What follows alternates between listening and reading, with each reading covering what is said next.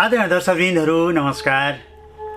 आज म यहाँहरू समक्ष मङ्सिर महिनाको शुक्ल पक्षको पूर्णिमा, जसलाई गैडु पूर्णिमा पनि भनिन्छ, र साथै उक्त दिन हाम्रो योमरी पूर्णिमा अथवा धान्य पूर्णिमा पनि भनिन्छ र यो किराँतहरूको उधौली पर्व पनि परेको छ। यो महिना, यो मङ्सिर महिना अत्यन्त पवित्र महिना, मानव रोपेर मुरी भित्राउने दिनको रूपमा यसलाई धान, जसरी किराँतहरूले धान भित्र्याउने, बालिनाले भित्र्याउने धान्य पूर्णिमाको रूपमा मनाउँछौँ। हामी ब्राह्मण क्षेत्रीहरूले यसलाई गैडु पूर्णिमा, देवाली पूर्णिमा भनेर मनाउँछौँ र साथै अधिकांश नेवार जातिहरूले यो दिनमा, विभिन्न स्थानमा छरिएर रहेका नेवारीहरूले यो दिनमा चाहिँ गैडु पूर्णिमा अथवा योमरी पूर्णिमा, योमरी पुन्नी भनेर योमरी पुन्नी भएर मनाउने गरिएको पाइन्छ। र विविध सांस्कृतिक बोकेको नेवारी जुन परम्परा छ, त्यो परम्परा अत्यन्त महत्त्वपूर्ण। काठमाडौँ लगायत विभिन्न नेपालको क्षेत्रमा उक्त परम्परा, विभिन्न परम्परा मध्येमा यो एउटा विशेष परम्परा रहेको छ।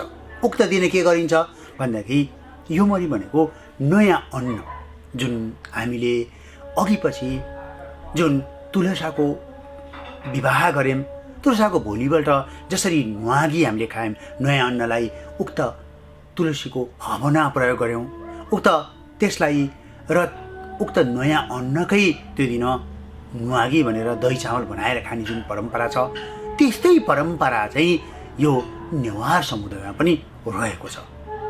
उक्त नेवारहरूले त्यो दिन के गर्छन् त भनेदेखि उनीहरूले त्यो नयाँ धानलाई चामलको पिठो बनाएर, त्यसलाई पिनेर पिठो बनाएर, त्यसलाई त्यसभित्र सखर अथवा त्यो छाकु, तिल, खुवा आदि हालेर चुच्चो खालको बनाएर योमरी भनेर चाहिँ बाफद्वारा पकाइन्छ।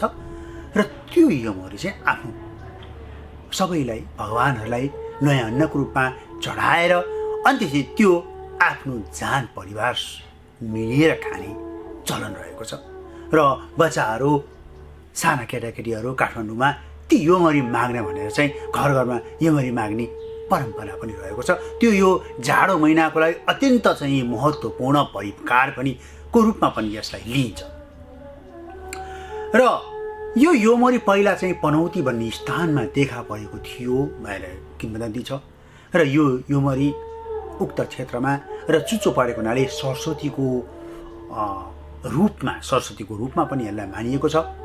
र त्यसै बेलामा चाहिँ किंवदन्ती अनुसार एकचोटि धनका देवता कुबेर बटुवाको रूपमा, किसानको रूपमा, बटुवाको रूपमा भ्रमण गर्दै हिँड्दा, उक्त क्षेत्रमा भ्रमण गर्दै हिँड्दा त्यो योमरी चाहिँ बटुवालाई योमरी खान दिएको त्यहाँका बासिन्दाहरूले।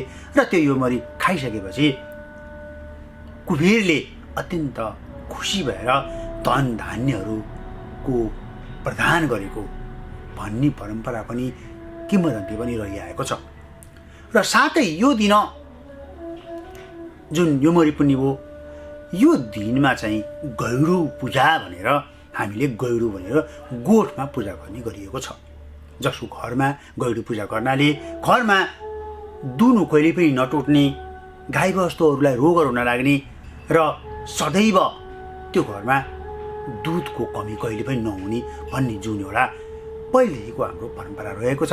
उक्त दिन के गरिन्छ त भनेदेखि गाईको गोठमा, गाईलाई बाहिर सारेर गाईको गोठमा, गाईको टाट्नामा, त्यहाँभित्र किलाको पूजा गर्ने र त्यसै ती नजिकै ऐडु, गैडु, रिमाल, कश्यपाल, क्षेत्रपाल भएर 5वटा चाहिँ शिलाहरू स्थापना गरेर उक्त शिलामा पूजा गर्ने, धागोले बाँधेर पूजा गर्ने।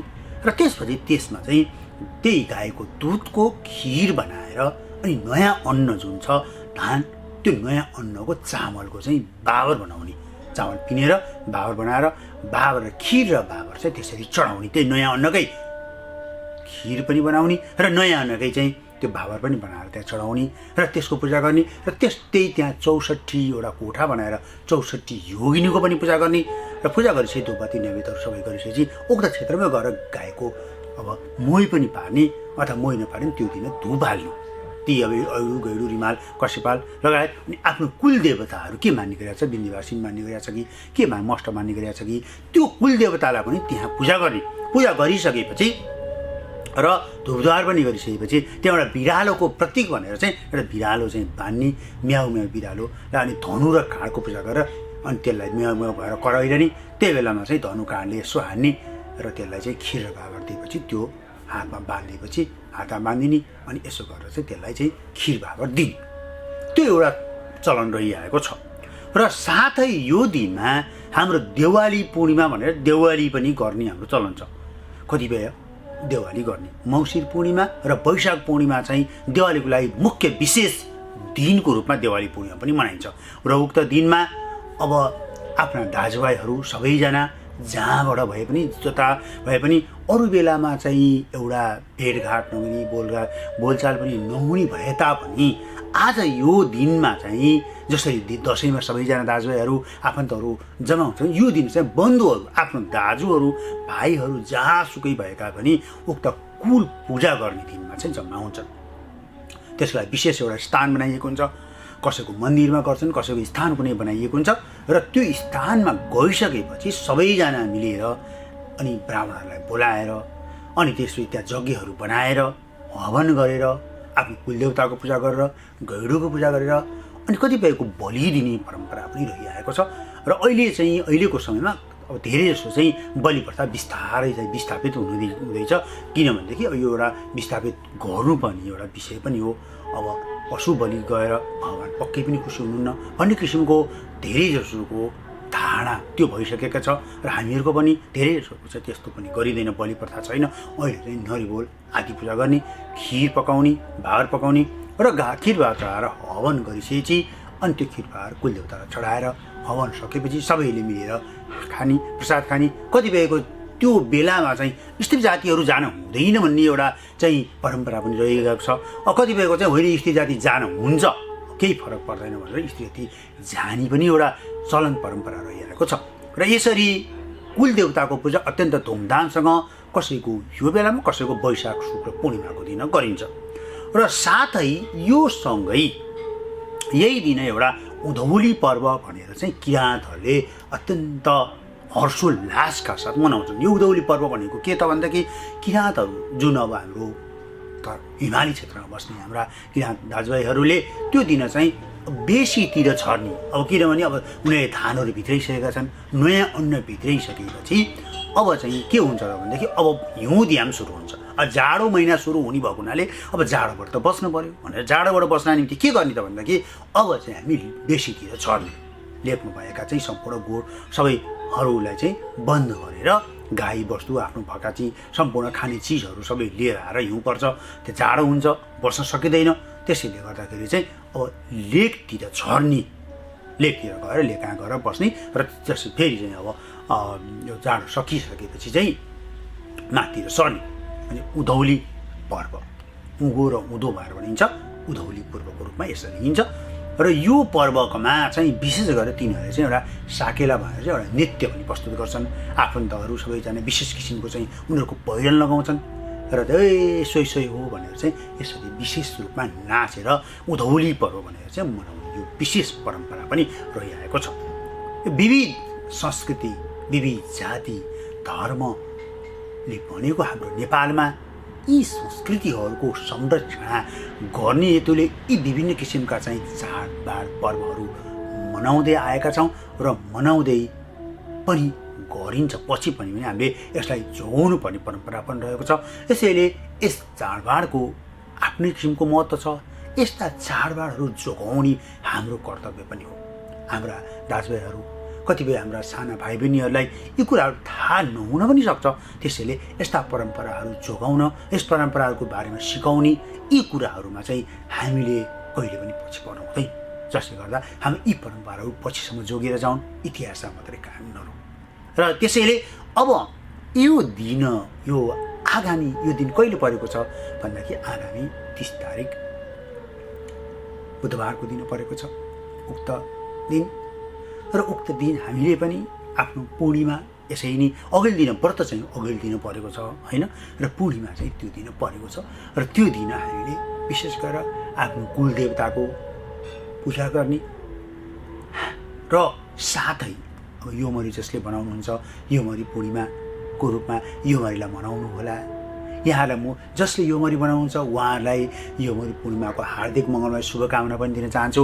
र साथै जसले यो देवाली मनाउनुहुन्छ, जसले गोठ पूजा मात्रै गर्नुहुन्छ, गैडु पूजा गर्नुहुन्छ भनेदेखि गैडु पूजाको यहाँहरूलाई हार्दिक मङ्गलमय शुभकामना। राम्रोसँग गैडु पूजा गर्नुहोला। यहाँको घरमा दुनुहरू कहिले पनि नटुरोस्, राम्रोसँग भनेपछि पशुपालनलाई विशेष महत्त्व दिएको दिन हो यो गाई पालन, पशुपालनको लागि विशेष वरदानमूलक। र त्यस्तै यो दिन जुन हाम्रो किराँत दाजुभाइहरूको निम्ति साकेला पर्व, उधौली पर्वको पनि हार्दिक मङ्गलमय शुभकामना दिन चाहन्छु। यसरी सबैको एउटा विशेष चाडको रूपमा यो धान्य पूर्णिमा, मङ्सिर शुक्ल पूर्णिमा र विशेष गरी यो पूर्णिमापछि हाम्रो हिउँयाम सुरु हुने पनि हाम्रो छ, हाम्रो परम्परा रहिआएको छ, मान्यता रहेको छ। यस दिनको सबैलाई शुभकामना प्रदान गर्दै आज म यहाँ समक्ष बिदा हुन्छु। आगामी दिनहरूमा अन्य नयाँ हाम्रा चाडबाड विशेषको महत्त्व लिएर यहाँहरू समक्ष प्रस्तुत हुने नै छु। मेरो यो युट्युब यहाँहरूलाई कस्तो लाग्छ, यहाँले हेरिदिनु होला, लाइक गरिदिनु होला, सब्सक्राइब गरिदिनु होला भन्ने हार्दिक अनुरोध पनि गर्न चाहन्छु, जसले गर्दा मलाई अन्य नयाँ भिडियोहरू बनाउन प्रेरणा मिलोस्। र कुनै किसिमको यसमा कमी कमजोरी यदि भएका छन् भनेदेखि पनि यहाँले मलाई कमेन्टहरू लेखेर त्यो भएन भनेर भन्नुहोला, म सुधार्ने प्रयास गर्नेछु दर्शकबिन भन्दै आजको दिन यहाँहरूको शुभ बितोस्। सम्पूर्ण सबैलाई फेरि पनि म यहाँलाई गैडु पर्वको, धान्य पूर्णिमाको, साकेला पर्वतको, योमरी पूर्णिमाको, देवाली पूर्णिमाको हार्दिक मङ्गलमय शुभकामना गर्छु, व्यक्त गर्छु। हस्त दर्शक, नमस्कार। ओम